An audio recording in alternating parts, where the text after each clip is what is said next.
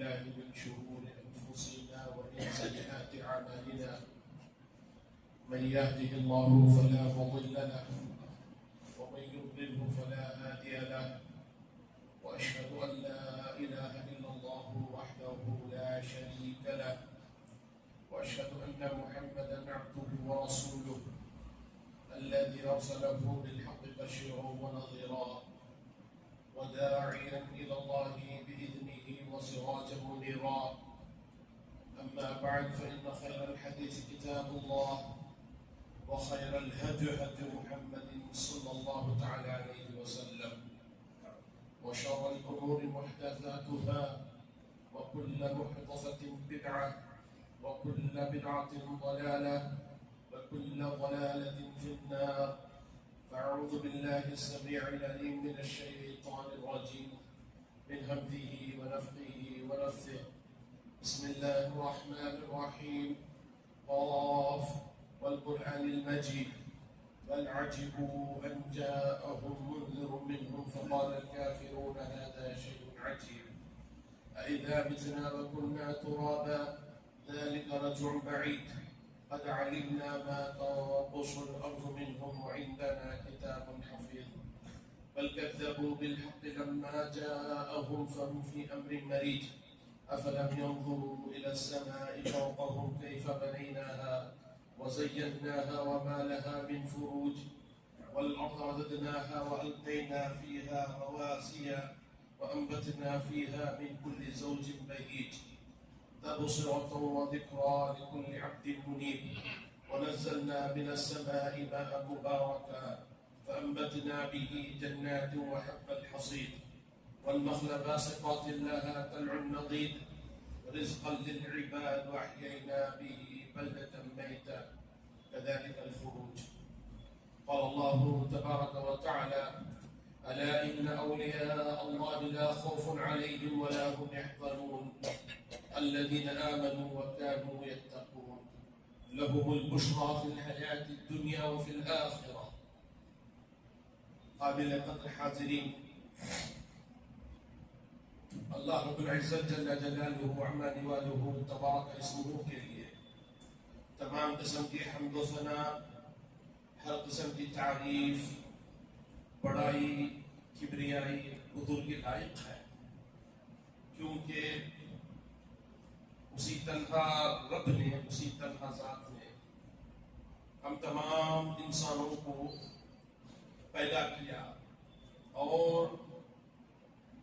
ہمیں پیدا کرنے کے بعد اس زمین میں ہماری خاطر ہماری جسمانی روحانی غذا کے طور پر تمام اسباب مہیا فرمائے اور جناب محمد رسول اللہ صلی اللہ علیہ وسلم جیسے آخری اور معظم مقرب نبی کے امتی بنایا. درود و سلام ہو جناب محمد رسول اللہ صلی اللہ علیہ وسلم پر انگنت جنہوں نے اللہ کی توحید کو، اس کی تعلیمات کو، اس کی باتوں کو ہم انسانوں تک کما حق پہنچایا. محترم حضرات، اللہ رب العزت بندوں کو اس دنیا میں بھیجنے کے بعد آزمائشوں میں مبتلا کیا، امتحانات میں مبتلا کیا اور اس کی آزمائشوں میں، اس کے امتحانات میں کامیاب ہونے والوں کے لیے انعام اور اس کے امتحان میں ناکام ہونے والوں کے لیے عذاب، سزا رب کائنات نے رکھا. اللہ کی مخلوقات میں، اللہ کے بندوں میں، ہم انسانوں میں دو کیٹیگری ہوتے ہیں اللہ کی نظر میں. ایک اللہ کے اولیاء، اللہ کا ولی، اللہ کا دوست، اللہ کے قریب رہنے کو پسند کرنے والا، اللہ کی قربت چاہنے والا، اللہ کے نزدیک رہنا جسے پسند ہو، اللہ کے ساتھ رہنا جسے پسند ہو، اللہ کو دیکھنا جسے پسند ہو. اور دوسرا اللہ کا دشمن، جسے اللہ کی تعلیمات نہ پسند ہو، اللہ کی قربت ناپسند ہو، اللہ تعالیٰ کے کو دیکھنا ناپسند ہو، اللہ کے ساتھ رہنا ناپسند ہو، یہ دو کیٹیگری، ایک اللہ کے فرما بردار اور نافرمان، اللہ کے اولیاء اور اللہ کے دشمن۔ اللہ سے دعا ہے کہ اللہ تعالیٰ ہمیں اپنے اولیاء میں سے بنائے، اپنے دوستوں میں سے بنائے۔ میں آپ کے سامنے اس خطبے میں، اس مختصر سے وقت میں کوشش اس بات کی کروں گا کہ وہ اعمال جو اللہ تعالیٰ کے قریب ہمیں کرتے ہیں، دوسرے الفاظ میں یوں کہہ لیجئے کہ جو اعمال ہمیں اللہ کا ولی بناتے ہیں۔ آپ بارہا سنتے ہیں، اس آیت کو بھی آپ نے بارہا سنا ہوگا، خاص کر وہ لوگ جن کے عقائد اسلامی تعلیمات کے مخالف ہیں، جو قبروں کی اور مزاروں کی عبادت کرتے ہیں کہ الا ان اولیاء اللہ لا خوف علیہم ولا هم يحزنون، کہ خبردار یاد رکھو کہ اللہ کے اولیاء انہیں خوف کھانے کی ضرورت نہیں ہے، انہیں غمزدہ ہونے کی ضرورت نہیں ہے۔ اللہ نے اسی آیت میں، اس آیت پر وہ اکتفا کر لیتے ہیں، اس آیت پر وہ رک جاتے ہیں، آیت کے آدھے ٹکڑے پر، بقیہ آیت کا آدھا ٹکڑا پڑھتے نہیں ہیں یا پھر غور کرتے نہیں ہیں۔ بقیہ آیت کا آدھا ٹکڑا یہ کہتا ہے الذین آمنوا وکانوا یتقون۔ بقیہ آیت کا ٹکڑا کیا ہے؟ الذین آمنوا وکانوا یتقون۔ اولیاء اللہ کون ہے؟ جنہیں کوئی غم یا کوئی پریشانی، کوئی دکھ نہیں ہوگا، وہ کون ہے؟ ان کے اوصاف کیا ہیں؟ ان کے صفات کیا ہیں؟ الذین آمنوا وکانوا یتقون، جو ایمان لاتے ہیں اور تقوی کی زندگی اختیار کرتے ہیں، متقی ہوتے ہیں، اللہ سے ڈرنے والے ہوتے ہیں۔ تقوی کے تعلق سے آپ نے کئی دروس، بیانات خطبے سنے ہوں گے۔ تقوی کہتے کسے ہیں؟ اللہ کے ہر حکم پر عمل کرنا، ہر اس کام کو انجام دینا جس کام کے کرنے کا اللہ نے حکم دیا ہے، ہر اس فرض کو انجام دینا جو اللہ نے ہم پر فرض کیا ہے، اور ہر اس کام سے رکنا جس کام سے اللہ نے ہمیں منع کیا ہے، جس کام سے اللہ نے ہمیں منع کیا ہے۔ میں آپ کے سامنے اللہ سے تقرب حاصل کرنا اور اولیاء اللہ کی فضیلت پر ایک اور حدیث، بڑی پیاری حدیث ہے جس کو بیان کیے بغیر موضوع کا حق ادا نہیں ہوگا۔ میں بیان کر کے اس کے بعد آپ کو میں بتاؤں گا کہ اللہ کے اولیاء کے اوصاف کیا ہوتے ہیں۔ اللہ کے نبی صلی اللہ علیہ وسلم نے فرمایا، حدیث قدسی ہے، الفاظ اللہ کے نبی صلی اللہ علیہ وسلم کے ہیں لیکن معنی خود اللہ تبارک و تعالیٰ کے ہیں۔ فرمایا من عاد لی ولیا فقد آذنته بالحرب، جو میرے ولی سے دشمنی کرتا ہے میں اس کے خلاف اعلان جنگ کرتا ہوں۔ فقد آذنته بالحرب، جو میرے ولی سے، میرے اولیاء سے دشمنی کرتا ہے میں اس کے خلاف اعلان جنگ کرتا ہوں۔ آگے فرمایا وما تقرب الی عبدی بشیء یتقرب الی مما افترضت علیہ۔ اب ولی کیسے بنتا ہے بندہ؟ اللہ تعالیٰ نے جناب محمد رسول اللہ صلی اللہ علیہ وسلم کے زبانی یہ بھی بتلایا کہ ولی کہتے کسے، بندہ ولی کب بنتا ہے۔ سب سے پہلے اللہ نے یہ بتایا نبی صلی اللہ علیہ وسلم کی زبان مبارک سے کہ بندہ جو فرائض میں نے اس پر فرض کیے ہیں اس کو انجام دیتا ہے، جو فرائض میں نے اس پر فرض کیے ہیں ان فرائض کو انجام دیتا ہے۔ سوال آپ سے یہ ہے کہ کائنات کا سب سے پہلا فرض کیا ہے؟ سب سے اولین فرض جب انسان اللہ تعالیٰ کا کوئی فرض قبول کرنا چاہتا ہے تو سب سے پہلا فرض کیا ہے؟ شہادت اللہ الہ الا اللہ، اللہ تعالیٰ کی توحید کی گواہی دینا یہ اولین فرض ہے جو ہر انسان پر عائد ہوتا ہے۔ توحید، ایک اللہ کے سوا کسی کی عبادت نہ کرنا، ایک اللہ کے سوا کسی سے دعا نہ کرنا، ایک اللہ کے سوا کسی کے آگے نہ جھکنا، ایک اللہ کے سوا کسی کے لیے قربانی نہ کرنا، ایک اللہ اللہ کے سوا کسی کو نہ کھلانا، ایک اللہ کے سوا کسی کے لیے نہ پلانا. آپ یتیموں کو، غریبوں کو، مسکینوں کو کھلاتے ہیں اللہ کے نام پر، انہیں پانی پلاتے ہیں اللہ کے نام پر، انہیں کپڑا پہناتے ہیں اللہ کے نام پر. غرض یہ کہ آپ کا ہر اچھا عمل اللہ کے نام، غرض یہ کہ ہر اچھا عمل، ہر نیک عمل، ہر نیک عمل اللہ ہی کے لیے، اسی کو راضی اور خوش کرنے کے لیے ہونا، یہ عبادت توحید ہے. تو سب سے پہلا فرض جو عائد ہوتا ہے جن فرائض کو انجام دیتے ہوئے بندہ اللہ کے قریب ہوتا ہے، وہ ہے توحید، لا الہ الا اللہ کا اقرار اور اس پر عمل کرنا، اس کے تقاضوں کو پورا کرنا. اس کے بعد فرض نمازیں، اس کے بعد دوسرا جو فرض ہے فرض نمازیں، اس کے بعد فرض روزے رمضان المبارک کے، اس کے بعد زکوٰۃ، اس کے بعد طاقت ہو تو حج کرنا. یہ 5 فرائض ہیں.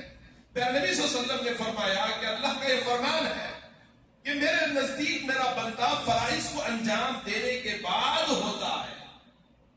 جو فرائض کو انجام نہ دے وہ کبھی اللہ کا ولی بن نہیں سکتا، چاہے وہ جتنا زیادہ داڑھی لمبی رکھ لے، جھبا لمبا رکھ لے، کرتا لمبا رکھ لے، وہ جو چاہے وہ اسلامی لباس کو اپنا لے، جیسا چاہے وہ رہنے کی کوشش کرے، لیکن جب تک فرائض انجام نہ دے تب تک وہ اللہ کے قریب نہیں ہو سکتا.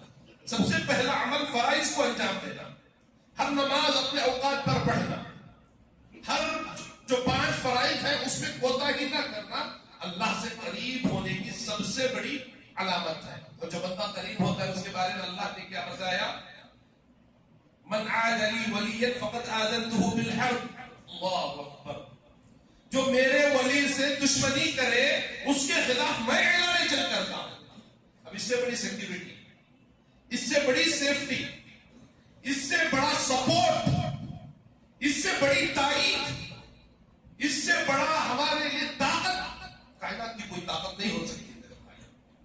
آگے فرمایا جناب محمد رسول اللہ صلی اللہ علیہ وسلم نے اس حدیث میں اللہ تعالیٰ کے الفاظ میں فرمایا وَمَا يَزَالُ عَبْدِي بِشَيْءٍ أَحَبَّ إِلَيَّ بِالنَّوَافِلِ حَتَّى أُحِبُّهُ. یہ تو فرائض کی بات رہی. آگے فرمایا کوئی بندہ ایسا ہوتا ہے جو فرائض کے ساتھ ساتھ نوافل بھی پڑھتا ہے، نفل نمازیں بھی پڑھتا ہے، نفل روزے بھی رکھتا ہے. ایک حج سال میں فرض ہے،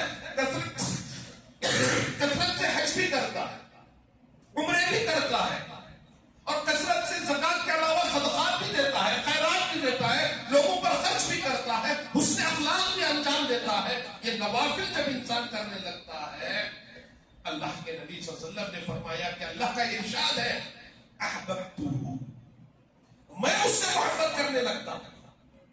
وہ بندہ مجھے چاہتا ہے. جو فرائض انجام دیتا ہے وہ بندہ تو اللہ کو چاہتا ہے، فرائض انجام دینے والا اللہ کو پسند کرتا ہے، لیکن فرائض کے ساتھ ساتھ نوافل پڑھنے والے کا انجام یہ ہوگا. اللہ کے نبی صلی اللہ علیہ وسلم نے فرمایا کہ اللہ اس سے محبت کرنے لگے گا، اللہ اس سے محبت کرنے لگے گا. نوافل کرنے والے کے ساتھ اللہ کی محبت ہوگی، اللہ اسے چاہنے لگے گا، اللہ اسے پسند کرنے لگے گا.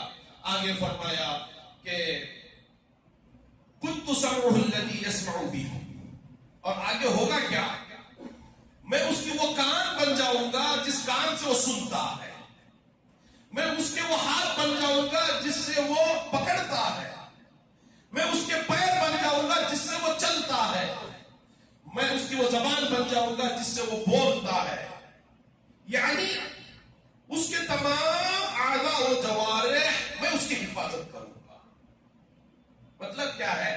اس کے تمام اعضاء و جوارح کو میں اپنی کنٹرول میں لے لوں گا کہ اس کو ایک پل بھر کے لیے بھی بھٹکنے نہیں دیں گے، اس کو بگڑنے نہیں دیں گے، اس کو ضائع ہونے نہیں دیں گے. اس کو مکمل اپنی تابعداری، وفاداری، فرمانبرداری میں رکھیں گے، مرتے دم تک اس کو بھٹکنے نہیں دیں گے. اللہ اکبر. اس کے بعد ہدایت کی گارنٹی، ہدایت کی شیورٹی. آپ نے بہت سے لوگوں کو دیکھا ہوگا اچھے راستے پر چلتے ہیں، سیدھے راستے پر چلتے ہیں، عمر کے قریب ایک لمبا عرصہ انہوں نے نیکی کے گزارے ہیں، لیکن بعد میں چل کر وہ گمراہ ہو جاتے ہیں، بعد میں چل کر وہ ہدایت سے بھٹک جاتے ہیں، بعد میں چل کر وہ اسلام سے روگردانی کر لیتے ہیں یا پھر فرائض سے روگردانی کر لیتے ہیں، لیکن اللہ کے ولی کے ساتھ ایسا ہوتا نہیں ہے۔ تو میرے بھائیوں، ہم میں سے ہر انسان کی دو ہی کیٹیگری ہے، جیسے خطبے کے شروع میں نے بتایا۔ اب ہم اپنے گریبانوں میں جھانک کر دیکھیں کہ ہماری کون سی کیٹیگری ہے۔ اولیاء کی دو قسمیں بتائی گئی ہیں، ایک فرائض کے ذریعے اللہ کے قریب ہونے والا، دوسرا فرائض کے ساتھ ساتھ نوافل پر عمل کر کے اللہ سے نزدیک ہونے والا۔ اور جب نوافل کے ذریعے اللہ سے قریب ہوتا ہے، حاصل یہ ہوتا ہے کہ اللہ اس سے محبت کرنے لگتا ہے۔ اب اولیاء اور اللہ کے اعداء، اللہ کے دشمن، پہلے دو کیٹیگری میں ہم جانتے کہ ہم کس کیٹیگری پر ہیں۔ کیا ہم توحید پر گامزن ہیں؟ کیا ہم سے شرک کبھی سرزد ہوتا نہیں ہے اور بقیہ چار فرائض پر بھی ہم عمل کرتے ہیں؟ کیا ہماری نمازیں وقت پر ادا ہوتی ہیں؟ کیا ہم سارے نمازوں کے پابند ہیں؟ کیا ہم سے روزے چھوٹتے نہیں ہیں؟ کیا ہم نے طاقت کے بعد حج کیا ہے؟ کیا ہم زکات کا کما حقہ ادا کرتے ہیں؟ تب جا کر ہم اللہ کے مقرب بنتے ہیں، قریب بنتے ہیں۔ جب نوافل کی پابندی ہوگی تو اللہ کے اولیاء ہیں، اللہ کے اولیاء ہیں۔ میرے بھائیوں، افسوس کے ساتھ اللہ کا ولی ان لوگوں کو کہا جاتا ہے جن لوگوں کو کبھی آپ مسجد میں نہیں پائیں گے، جن لوگوں کو کبھی آپ مسجد میں نہیں پائیں گے، نشہ کرنے والوں کو اور کبھی نہ نہانے والوں کو، جو پاک صاف نہیں رہتے ہیں، بعض دفعہ مجنون، جو لوگ ذہن جن کا معوف ہے، ذہن جن کا صحیح درست نہیں ہے، انہیں اللہ کا ولی کردانا جاتا ہے۔ میرے بھائیوں، اللہ کا ولی بہت بڑا مقام ہے، بہت بڑا مقام ہے، ایرے غیرے کو یہ مقام دیا نہیں جا سکتا۔ اللہ کا ولی جو کائنات کے سب سے اہم ولی ہے وہ اللہ کے نبی صلی اللہ علیہ وسلم، جو اللہ کے خلیل اور ولی ہیں، ان کے بعد اصحاب نبی صلی اللہ علیہ وسلم، ان کا مقام ہے۔ ایسے لوگ جنہوں نے اللہ کی خاطر اپنی ہر چیز کو قربان کیا ہے، اپنی ہر چیز کو قربان کیا ہے۔ میرے بھائیوں، اللہ تعالیٰ کے اولیاء کے بارے میں کہا گیا وَلَا خَوْفٌ عَلَيْهِمْ وَلَا هُمْ يَحْزَنُونَ۔ خوف کہتے کسے ہیں؟ علماء نے تفسیر میں لکھا ہے کہ خوف اپنے پیچھے جو ذریت کو چھوڑ کر جاتے ہیں، اپنے پیچھے جو چیز وہ چھوڑ کر جاتے ہیں، ان کے بارے میں انہیں خوف کرنے کی ضرورت نہیں ہے، ڈرنے کی ضرورت نہیں ہے۔ اللہ ان کی حفاظت کرے گا، ان کی نسلوں کی حفاظت کرے گا۔ اللہ ان کے نسلوں کی، اولیاء جو ہوتے ہیں، اللہ ان کے نسلوں کے معیشت کی حفاظت کرے گا، ان کو اللہ تعالیٰ خوشحال رکھے گا۔ یہ اللہ کی ذمہ داری ہے۔ آپ دیکھیں گے اصحاب کہف کے واقعے میں یہ کہا گیا کہ موسیٰ اور خضر علیہ السلام کے کہ ایک دیوار گر رہی تھی، اللہ نے اپنے چہیتا برگزیدہ بندوں کو یہ حکم دیا کہ اس دیوار کو تم سیدھی کرو، اور ریزن یہ بتایا وَكَانَ أَبُوهُمَا صَالِحًا، ان کے ماں باپ نیک تھے۔ اللہ نے ارادہ کیا کہ اس کے نیچے جو دفن خزانہ ہے یہ بچوں کے بڑے ہونے تک باہر نہ آئے، دیوار نہ گرے، تو لہٰذا اللہ نے حکم دیا کہ ان کے خزانے کی حفاظت ہو۔ ماں باپ نیک ہونے کی وجہ سے اولاد کی مال کی حفاظت ہوتی ہے، اولاد کے جان کی حفاظت ہوتی ہے۔ ہمارا رویہ کیا ہے؟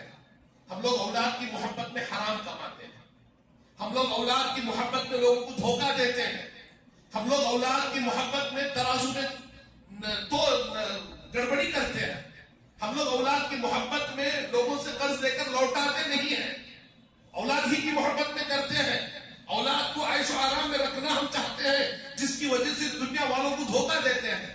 لیکن میرے بھائیوں، یہ مال ٹکنے والا نہیں ہے۔ اللہ تعالیٰ کا یہ ارشاد کہ نیک لوگوں کی اولاد کی تحفظ، اولیاء کے اولاد کی تحفظ اللہ کی ذمہ داری ہے۔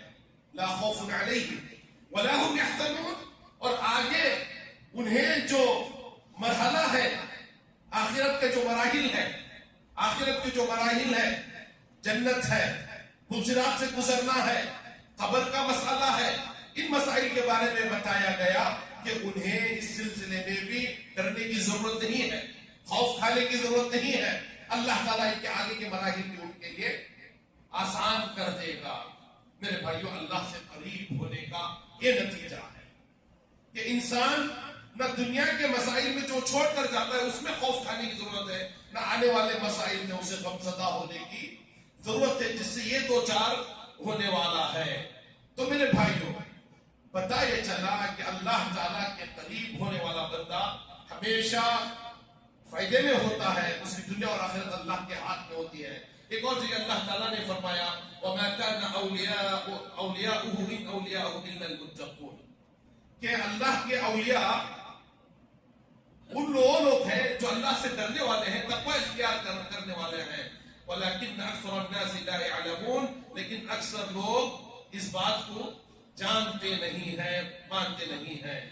اللہ تعالیٰ نے قریب مقرب بندوں کی ایک اور صفات وَالسَّابِقُونَ السَّابِقُونَ أُولَٰئِكَ هُمُ الْمُقَرَّبُونَ کہ وہ لوگ جو نیکیوں میں ہمیشہ سبقت کرتے ہیں، نیکیوں میں ہمیشہ سبقت کرتے ہیں، وہی میرے مقرب بندے ہیں۔ آپ دیکھیں گے ہر مسجد میں، ہر محلے میں بعض لوگ ہوتے ہیں جو اذان کے ساتھ مسجد پہنچ جاتے ہیں، اکثر آپ انہیں پہلی صف میں پائیں گے، اکثر وہ مساجد ہی میں نظر آتے رہیں گے، اکثر جب بھی محلے کا کوئی آدمی غربت و افلاس میں مبتلا ہوگا وہ اس کو وہی انسان یاد آئے گا، اس کے پاس وہ پہنچیں گے اپنی ضرورت کو پورا کرنے کے لیے۔ جب بھی کوئی مسئلہ پیش آتا ہے تو فوراً اسی کو جائے گا کہ فلاں کی ایسی ضرورت ہے آپ پورا کر دیں۔ اور اسی طریقے سے جب کوئی انسان مشکل میں ہوتا ہے، مصیبت میں ہوتا ہے، یاد اسی کو کرتا ہے، فوراً اسی کو فون کرتا ہے کہ تھوڑا آپ ہمارا ساتھ دے دیں۔ تو میرے بھائیوں اللہ کے اولیاء کے کچھ ایسے اوصاف ہوتے ہیں جو نیک کاموں میں ہمیشہ آگے، نمازوں میں، زکوٰۃ میں، لوگوں کو دینے میں، لوگوں کی مدد کرنے میں، لوگوں کے مصیبت میں کام آنے میں، اچھے اخلاق، اچھے کردار۔ میرے بھائیوں یہ اولیاء اللہ کے کرنے کے کام ہیں، اور جو کام اولیاء اللہ نہیں کرتے ہیں وہ ہے شرک، اولیاء اللہ سے سرزد نہیں ہوتا، زنا اولیاء اللہ سے سرزد نہیں ہوتا، چوری اولیاء اللہ سے سرزد نہیں ہوتی، دھوکہ اولیاء اللہ دیتے نہیں ہے۔ لہذا اللہ نے جن جن باتوں سے منع کیا ہے اس سے رکنا بھی اللہ کے مقرب بندوں کی علامت ہے۔ اللہ تعالیٰ سے دعا ہے کہ اللہ تعالیٰ ہم تمام کو اپنا ولی، اپنا مقرب، اپنا نیک بندہ بنائے۔ اللہ تعالیٰ ہمارا ٹھکانہ جنت الفردوس میں کرے۔ اللہ تعالیٰ ہمارا ٹھکانہ صدیق، عمر فاروق، عثمان غنی رضی اللہ عنہ اجمعین جیسے اصحاب نبی کے ساتھ فرمائے۔ اللہ تعالیٰ ہمیں قبر کے عذاب سے بچائے، اللہ ہمیں قیامت کے دن جہنم کے عذاب سے بچائے، اللہ تعالیٰ ہمیں محشر کے میدان کی تکلیفوں سے اللہ محفوظ رکھے، اللہ دنیا میں بھی ہمیں عزت اور شان و شوکت کے ساتھ رکھے، اللہ ہمیں اس کی عبادت کرنے، اس کی فرما برداری کرنے، اس کی تابعداری کرنے کی توفیق نصیب فرمائے، اللہ سنتوں پر عمل کرنے کی توفیق دے، اللہ نوافل کی پابندی کی توفیق دے، اللہ ہمارے مسلم نوجوانوں کی عزت و آبرو کی، ماں بہنوں کی عزت و آبرو کی حفاظت فرمائے، ہمیں سے جو بیمار ہیں اللہ تعالیٰ انہیں شفائے کاملہ عاجلہ مستمرہ نصیب فرمائے، ہمیں جو پریشان ہیں مالی مسائل کو لے کر اللہ ان کی پریشانیوں کو دور فرمائے، اللہ ہم مسلمان کی تکلیف کو آسان کرے۔ آمین وآخر دعوانا الحمدللہ رب العالمین۔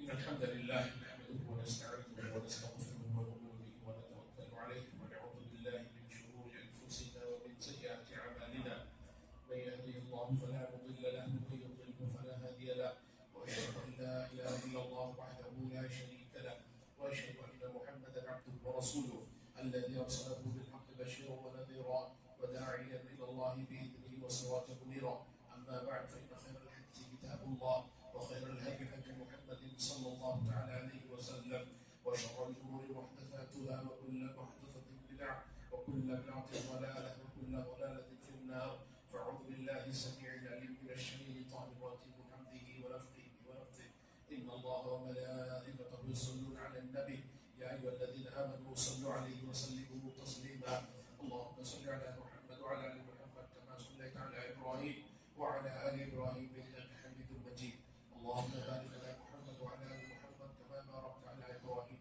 وعلى آل إبراهيم إنك حميد مجيد إن الله يأمركم بالعدل والإحسان وإيتاء ذي القربى وينهى عن الفحشاء والمنكر والبغي يعظكم لعلكم تذكرون واذكروا الله يذكركم وادعوه يستجب